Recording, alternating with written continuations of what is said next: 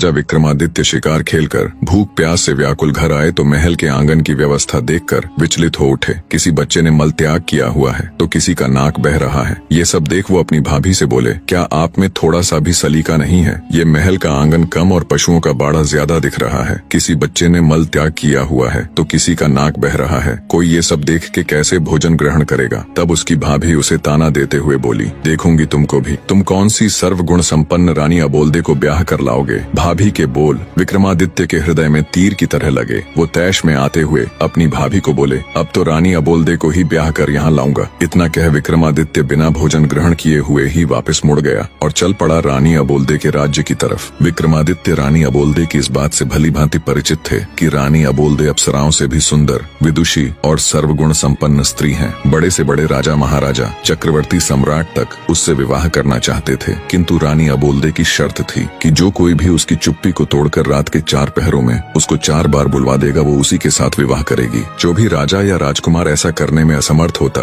उसे रानी की कैद में रहने की सजा हो जाती। अब तक कोई भी राजा या राजकुमार 4 बार तो क्या, 1 बार भी रानी को नहीं बुलवा सके थे। 111 राजा व राजकुमार रानी को बुलवाने का ये असफल प्रयास कर चुके थे, जो अब उनकी कैद में पड़े थे। रानी अबोल्दे ने अपने महल के सामने एक बड़ा ढोल रखवा रखा था। जो कोई भी राजा या राजकुमार रानी से विवाह करने का इच्छुक होता, उसे डंके की चोट मार उस ढोल को बजाकर आगाज करना होता था। राजा विक्रमादित्य ने चलते चलते एक योजना बनाई। उसके पास 4 ऐसे अदृश्य वीर थे जो उनके हर हुक्म को मानते थे। राजा विक्रमादित्य उन वीरों के साथ शाम होने से पहले ही रानी अबोल्दे के महल के सामने पहुंच गया और डंका उठा, जोर से ढोल पर दे मारा। ढोल की आवाज सुनकर रानी ने अपने सेवकों को आदेश दिया, ढोल बजाने वाले को आदर सहित अतिथि गृह में ले जाए और उचित सत्कार किया जाए। रात का पहला पहर शुरू होने से पहले ही रानी अबोल्दे 16 श्रृंगार कर अपने महल में पलंग पर बैठ गए।